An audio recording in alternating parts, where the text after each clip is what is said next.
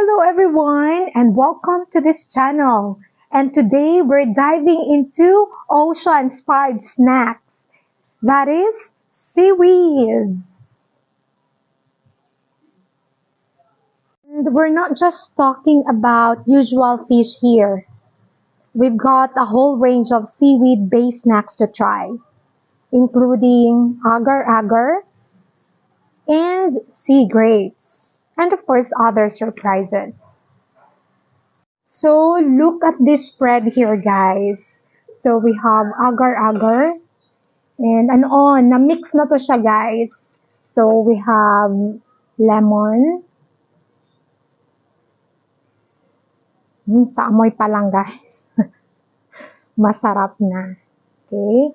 And may ginger siya and other spices with vinegar.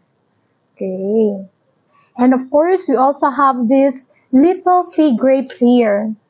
Ayan. So, imimix din natin siya sa vinegar na may sili. Alright. And of course, we also have other surprises to try for today's video. Alright, so umpisahan natin, guys, sa agar-agar.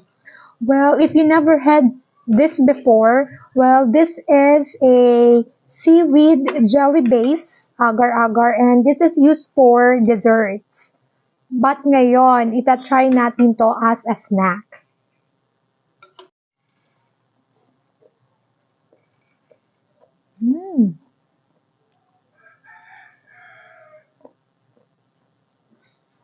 Interesting, guys. Ang sarap. It's like jelly, but it bounces talaga sa mouth.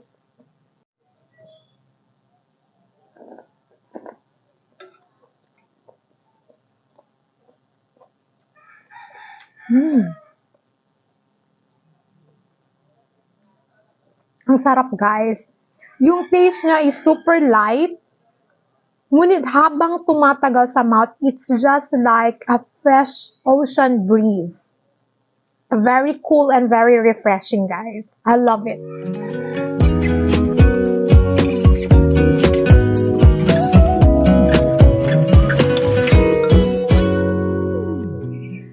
So yung next natin is this little cute seaweeds, and it is called sea grapes. Okay, or this is also known as umibudo or gamay sa local na term. And look at this.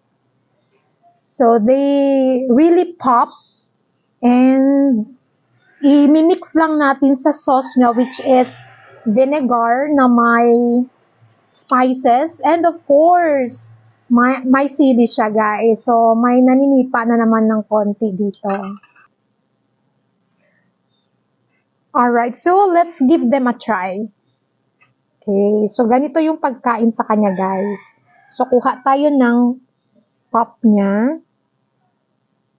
Okay. And isosoak natin sa vinegar. Ayan. So mix lang. And then, of course.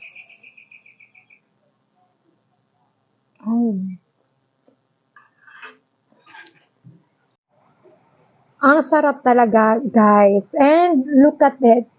Para siyang tiny pearls. But when you eat it, it's chewy. And I think i-add ko talaga siya sa aking snacks. Sa list of snacks, magiging paborito ko na siya.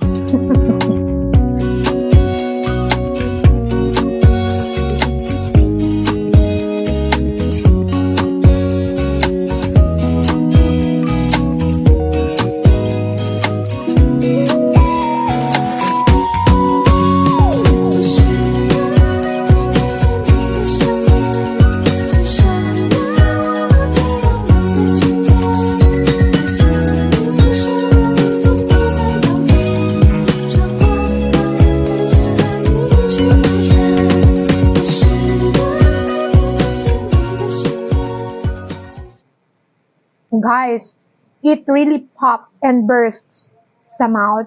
And it's like chewy. Ang sarap, guys. And it has a little briny, salty taste. but it's so delicious. And just like what I've said guys, may other surprises tayo. Why surprises? Kasi guys, may nabili ako kanina kung saan ko binili yung mga agar-agar at saka yung sea grapes. Nabili ko rin to siya guys. I got curious kung ano siya. Yung tawag sa local ay punjung. So let's see kung ano yung laman niya.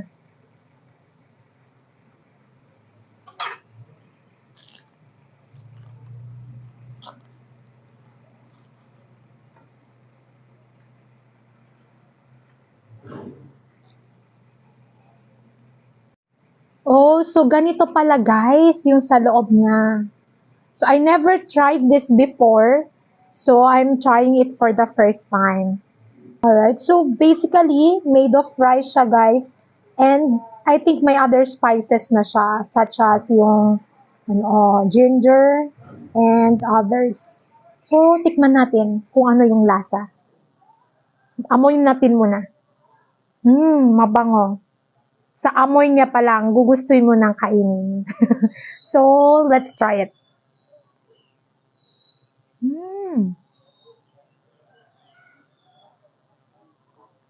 Masarap. Medyo salty na siya, pero hindi siya ganun kaalat. May lasa, tama lang para sa parang may lasa siya. And yeah, it's made of rice. Hindi siya glutinous. Rice siya.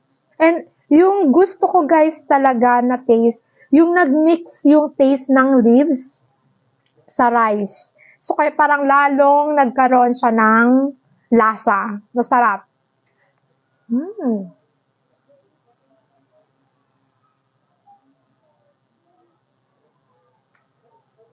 Tingin ko magiging paborito ko siya.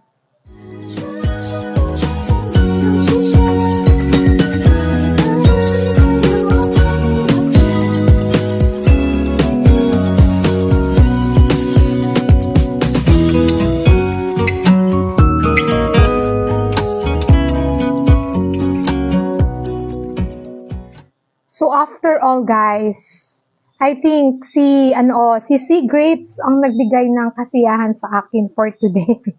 So compared, although like ko rin si Agar-Agar kasi very light and refreshing siya, but ito yung nagbigay ng surprise sa akin. And this is the Sea Grapes. Gustong-gusto ko yung nagpa-pop siya and burst sa mouth. And may taste siya na salty, pero hindi siya gano'n ka-salty kasi pag imimix mo siya sa vinegar, lalong nagmimix yung sarap ng tanginess ng vinegar with the popping and burst taste of these sea grapes. Kaya, nangunguna siya sa puso ko.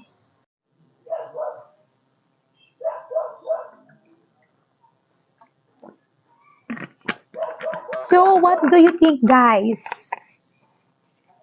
Na-try nyo na ba to before? I mean, na-try nyo na ba this kind of snacks before? Or is it something na maa-add ninyo sa food adventure ninyo next time? So, you can write your comments and let me know. But of course, please hit the like button, subscribe, and hit the bell so that you'll be updated for more fun food adventures. So, see you next time, and remember to dive into the ocean and look for some seriously great snacks. Bye! Again, this is Sasuka, not an expert, but just want to share.